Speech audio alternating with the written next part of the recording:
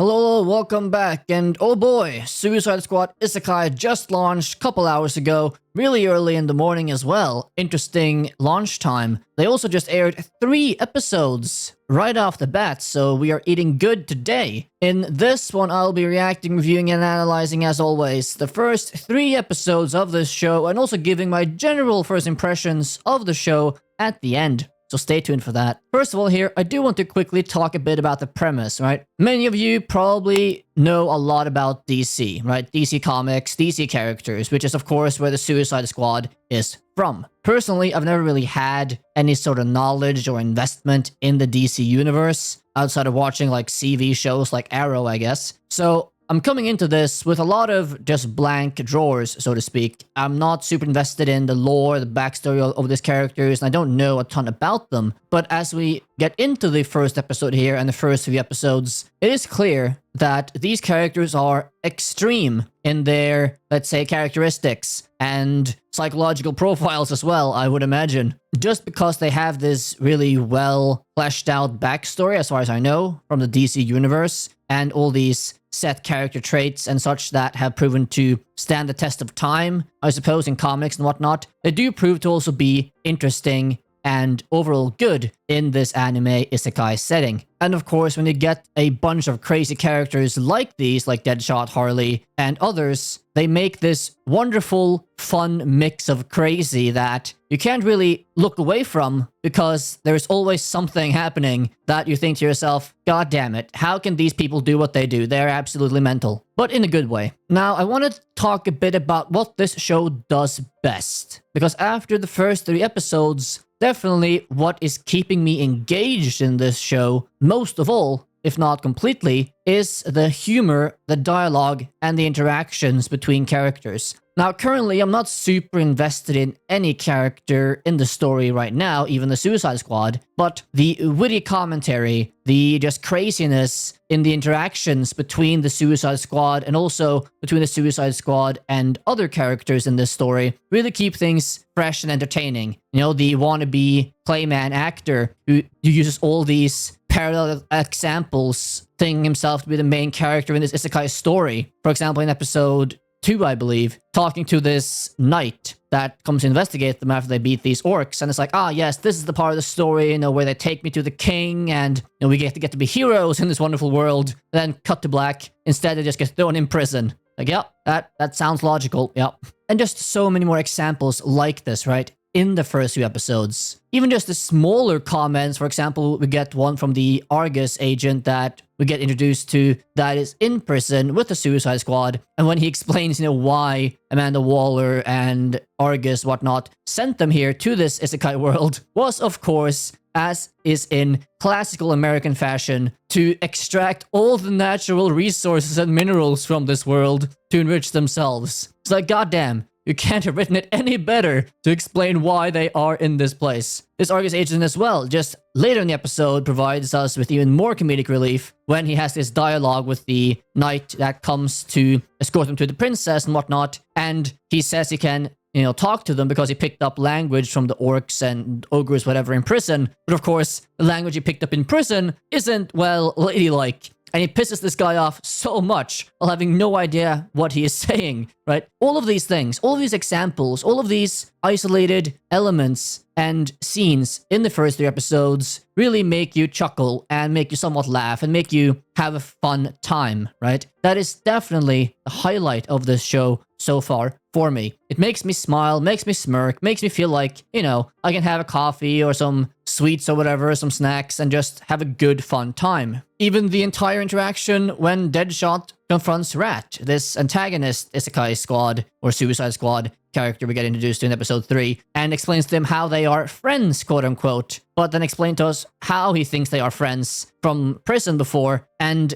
that an entire bleeped-out hilarity ensues, which not only is entertaining and funny, but also just keeps on building this narrative of how delusional these characters are, and how somewhat crazy they are, right? Which explains, of course, why they are in the situation they are. Outside of the comedy, outside of the dialogue and interactions and humor, the action has been overall decent as well, I have to say. Like, the animation isn't necessarily my style. It feels a bit off to me in some places, but I do like the fluidity of the combat, and I do really like the POV changes that they do multiple times in fights, and how the fight scenes are structured and animated. So that is definitely the let's say, second highest thing that I'm enjoying in this show so far. But outside the humor and the characters and their interactions, the story itself to me is woefully not impressive. Like, I am really not caring about the story at all right now. Like, I could not care less, to be honest. Don't care about the queen or the kingdom or the empire, and I probably don't really even care about the Suicide Squad good versus evil that they are setting up here. It just doesn't really resonate with me at all yet. Like, I don't really feel invested in this world in any way whatsoever so far. I'm not sure why, but it just feels like they haven't really done a good job of creating a cohesive, expansive world that you can really get immersed in, at least for me. Hopefully, maybe the story can pick up and I can get more invested in, what's actually happening in terms of the narrative over time.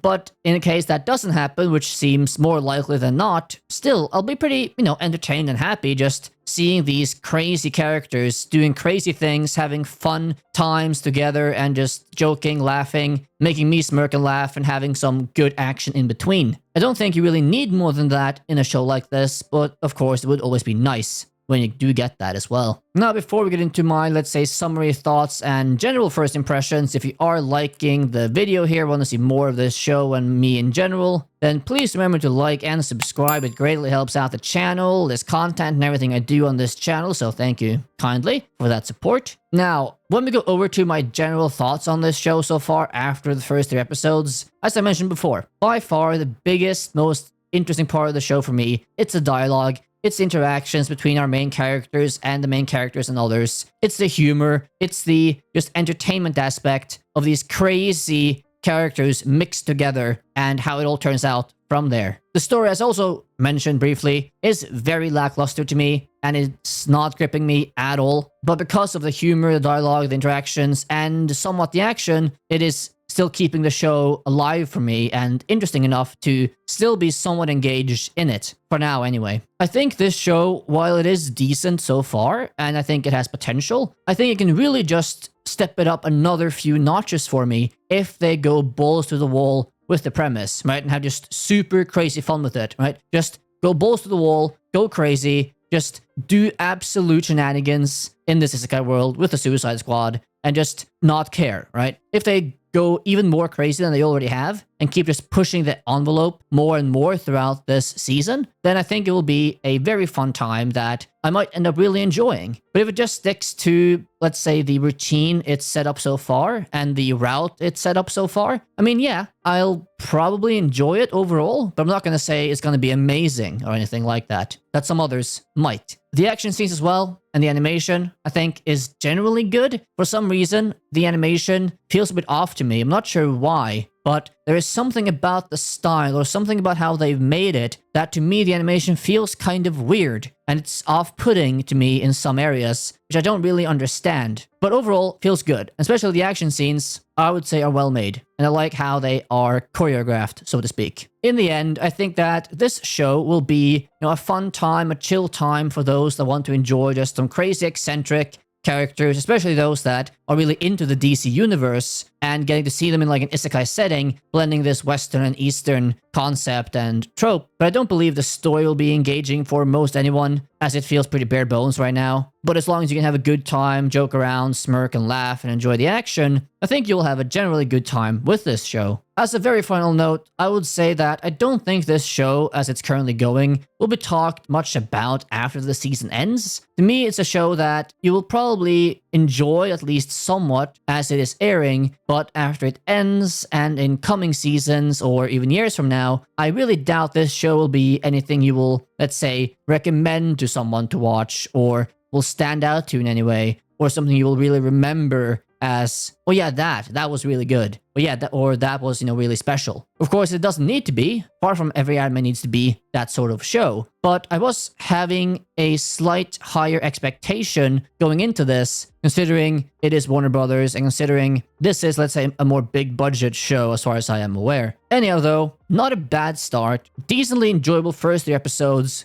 Good humor, good dialogue, fun interactions, very decent to good action, and I'm definitely interested to see more and see where the season goes from here. It did also look to me that, from at least looking at AniList, the season only has 10 episodes. Is that confirmed? Because if it is, and we already got 3 episodes day 1, that means we only have 7 episodes, meaning 7 weeks, before the show is over for the season. And if that is the case, then we really don't have too much time to build out a cohesive story, I feel like. Anyhow, we will cross that bridge when we get to it. Anyhow though, what do you think of this show so far? Like it, hate it, what are your thoughts? Leave those down below. If you have any other comments, of course, as well, leave those down below. I respond and read all comments because I am a good guy like that. And hopefully you remember to like and subscribe, especially if you want to watch me keep covering this on a weekly basis moving forward. And with that being said, I hope you have a good day, keep watching anime, and I will see you next time. Bye-bye.